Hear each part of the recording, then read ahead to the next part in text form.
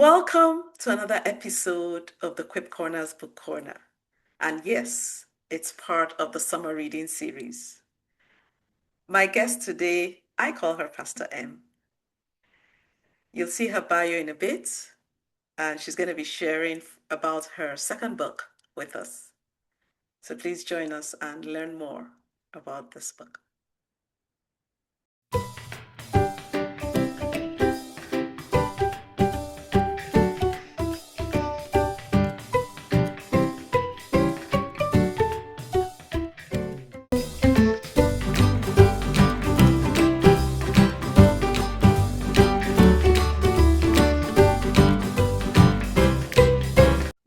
Sure. Welcome to the Quip Corners Book Corner, Pastor M. Thank you so much. I'm honored. Thank you for inviting me and for being a guest on this corner, the adaptable corner. Thank you so much for the invite. I appreciate it so very much. You're Thank welcome, Pastor M. you. Thank you. When I think I saw a clip on social media about your book. I was Mhm. like, yeah, I saw it coming. I saw it coming. Just recently or just No, I saw it a few months ago, yeah. So okay. I was like, I'm not surprised. Let's just put it that way, right? So I was like, yeah, when was this going to happen? So now it has happened. Yeah. And for a couple people who may not know you, why don't you tell us what even inspired you to write that book? Well. It was written from, I guess I would say, my own personal journey, health journey experiences. Basically, the book is pretty much, I've lived the book, put it that way. Mm, The book, I've pretty much lived a lot of it and just a lot of research and amendments here and there that kind of got me on the trajectory to where I am now. But basically, I wrote the book from my own experience. I've always been a person that is sort of health conscious. I've always done some kind of physical activity because we're all raised that way. My mm-hmm. mom's ran like 5, 6 marathons. My Oh, dad, wow. whenever we were, before we went to school in Mm-hmm. University of Ife in Nigeria, we went on that track. We're running on the track no matter how long, 20 minutes, 30 minutes before we went to school. So I've always had Wow. that, wanting to be fit, wanting to sort of just make sure I'm healthy, that Mm-hmm. kind of thing. Mm-hmm.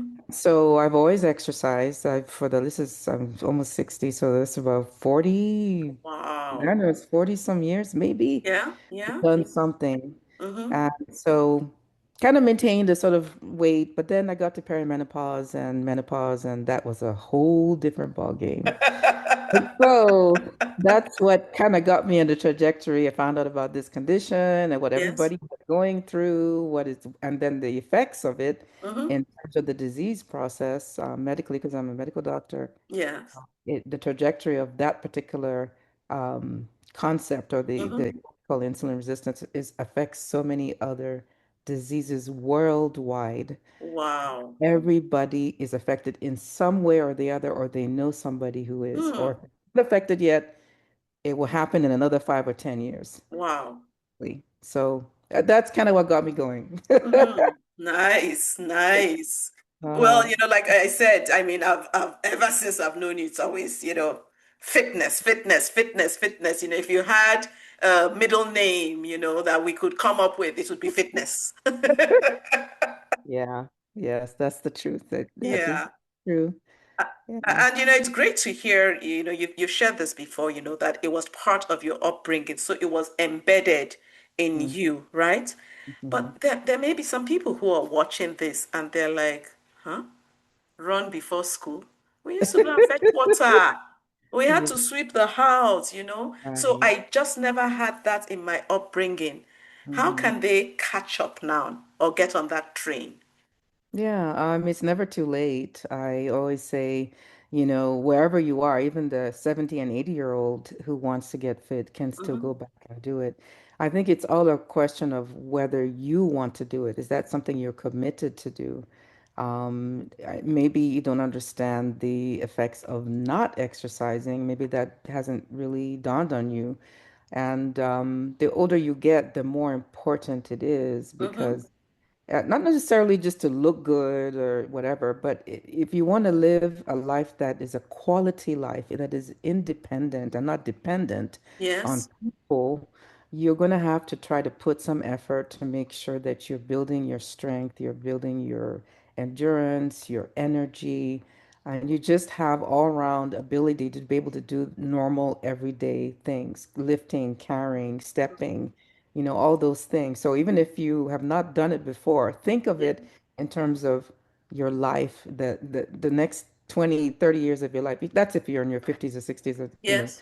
But any age really, I Yeah. would say you should be thinking long term. Term. If not for that alone, carrying grandchildren, being able to do Yes. things in life, being able to be not independent, not bound to a nursing home or Yeah.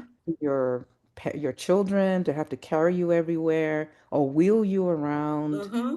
I mean, I know there's some illnesses where it's inevitable sometimes you because of maybe the condition you were diagnosed with, it ends that way, but it doesn't mean that you cannot be active to some extent. True. So that's what I would say. It's a question of how well do you want to live the Mm-hmm. last part of your life? Do you want Hmm. to be dependent or do you want to be independent?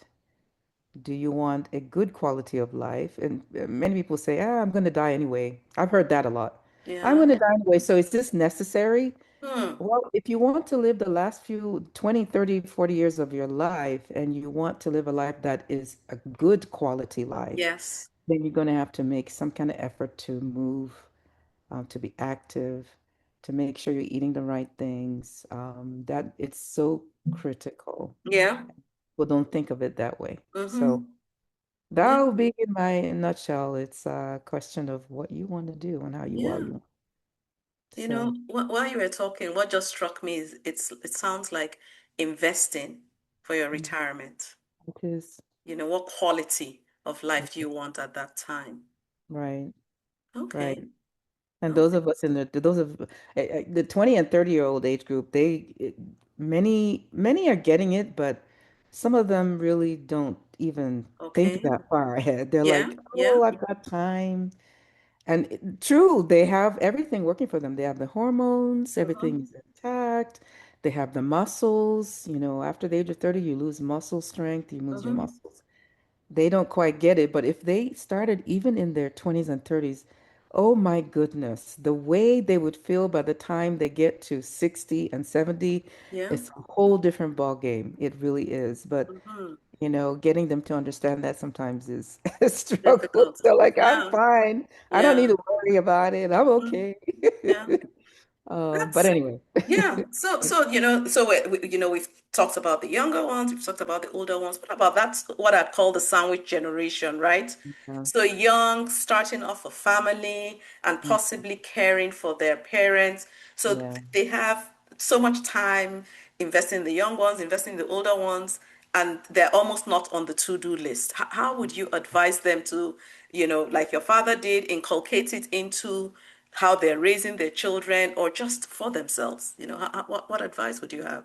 Yeah, I think it's priority number one. Well, apart from, and I'm assuming that we're talking to a largely Christian audience. So, Mhm. apart from your relationship with Christ, that Yeah. self-care, taking care of yourself is so absolutely critical. If you can't do that for yourself, then it's very difficult to do it for other people. Mhm. Even when I was raising my children, even when I was pregnant with my children, I was raising my children. If all I could do was walk up and down the stairs for 20 minutes, that was something. Mhm. So I don't buy the I don't have time. I'm too busy running Yeah. here and there. I have my parents. I'm thinking of the time when my dad was still around, he's still alive.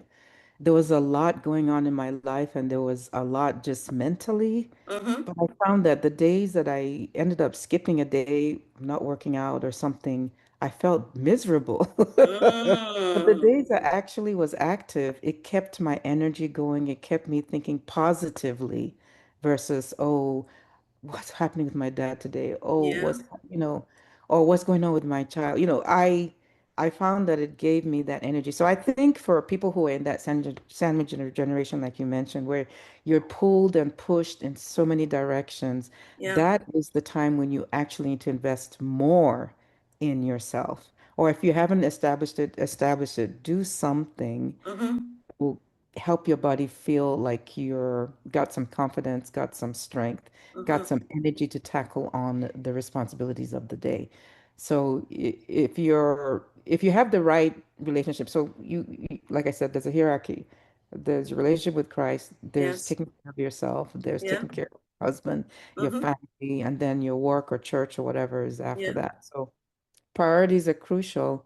And if you have not taken that time to just care for you, it just becomes overwhelming. I Mm-hmm. can't even, I mean, I'm thinking of what we do now, my husband and I in ministry, and I can't imagine how I would go because I'm just so used to doing it that it's like, wow, if I did it, I don't know what I would be feeling. Yeah. I feel so energized. I mean, yes, I Uh-huh. get tired. I physically get tired, yes. Yeah.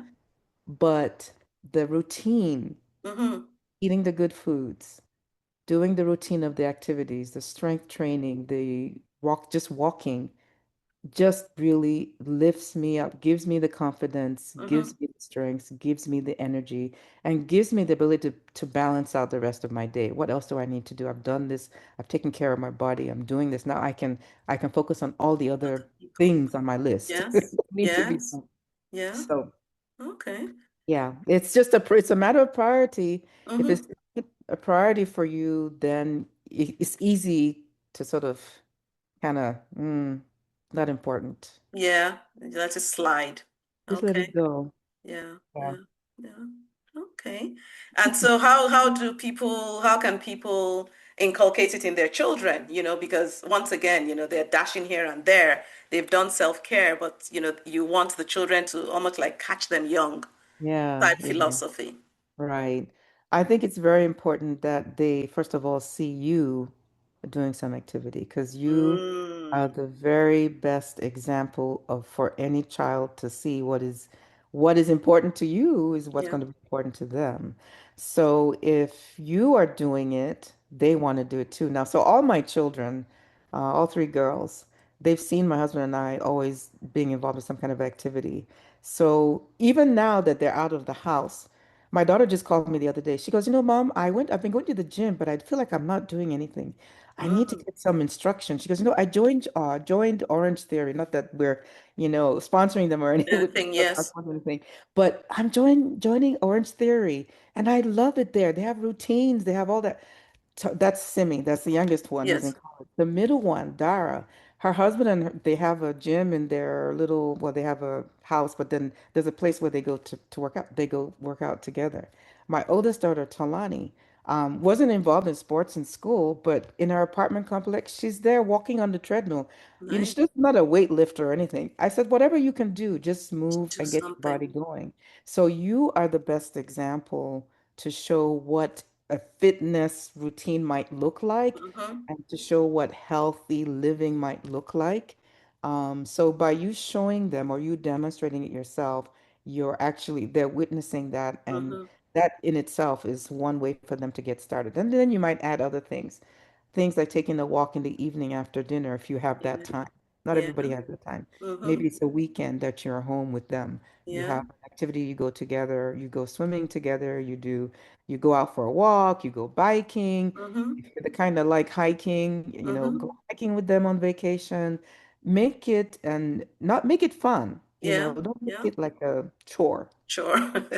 And when you go on vacation, many people think, oh, it's just relaxing, sitting around what is it, the pool. Cool. Yeah. But The add beach. some activity in there. Yeah. Maybe go, what do they call this? This motor, well, what do they call those things? The three-wheeler, where Okay. The ski. just Yeah. The water whatever. skiing. Yeah, Yeah. make it fun. Yeah. Make it fun. The family and I did this, I think 2 years ago. Where were we? One of those Caribbean countries, but we did zip lining, and that was Oh. so much, all of us. It was so much Wow. fun. So make it make it an activity that is Yeah. fun. and make Nice. vacation about doing activity that is fun. Fun Then they together. also see, and if they see you doing it, Mm-hmm. they also get excited about doing it too. And those are things that will carry on and they will Amazing. continue doing those kind of things. So Oh, yeah, thank you. Yeah. what you do is what they see They and what see they and will that's do. what they Well, replicate. True, hmm. true. Yep, So, yep. so, where can people get copies of your book? Because, you're not sounding rehearsed. This is lived experience. Yeah. Where can But people get copies of your book? so you can go to manitafadel.com. I have a website, Yeah. just my name, Mm-hmm. manitafadel.com. Mm-hmm. And on that very first page, you scroll down to the bottom, it has copies of the book, where to order it, and Mm-hmm. all that information. Just click on it, and it's right Okay. there. Yeah. Okay. And what if people say, I'd like an autographed copy? Oh, good question. They'll need to find you first. They'll probably need, yeah. I mean, if I found out or if I knew ahead of time, I could probably sign that book and have it mailed to you, but Okay. I would need to have that information ahead of Ahead of time. time. Okay, Or that's any of fine. the events. So we're most of the regional visits that we do, this is our CCG now. So we go Yeah. to other regions. I have my books I had sent ahead of time. And Okay. I can also autograph books there. There. Okay. And our Excellent. major events, the prayer conference, the Mm-hmm. convention, all those, I'm there. So if you need copies, I can also sign it there Okay. as well. Okay. Well, Yeah. thank you. Thank Yeah. you so much for joining me and sharing from the heart. You're Thank very you. welcome. I You're really very appreciate welcome. it. Yeah. So anyway, so any other questions for me, or do people forward questions, or you are the one to sort of come up with the questions? And Those are my no, that's questions. it. And if Those are your questions oh, very come, simple, if easy. questions come after we publish the video, I'll forward them to Oh, you so that we can, you can respond to them. Yeah. okay. No Well, problem. thank you again. I really appreciate this, Pastor M. You're very welcome. God bless you, ma'am. All right. Take care. Thanks so You too. much for inviting me. I appreciate it. You're welcome, ma'am. Okay. All Bye. right. Bye-bye. Okay. Wow. Did you pick up on the various nuggets Pastor M kept dropping? Bottom line, what do you want in your retirement? Do you want to be dependent or independent?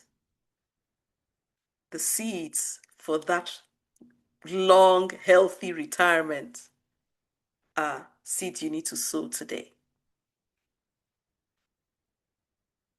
Get a copy of her book. I'm sure there are lots more tips in it than what we shared, or rather, what she shared. I was listening. So remember, your body is the only place where you can live and function from. And like she said, self-care is a priority. Thanks again for joining me, and I look forward to reading your comments. And like I said when talking with her, if you have questions, put them below here. I will send them to her and we will get the responses back for you. Thanks again for joining me, and God bless you. Bye now.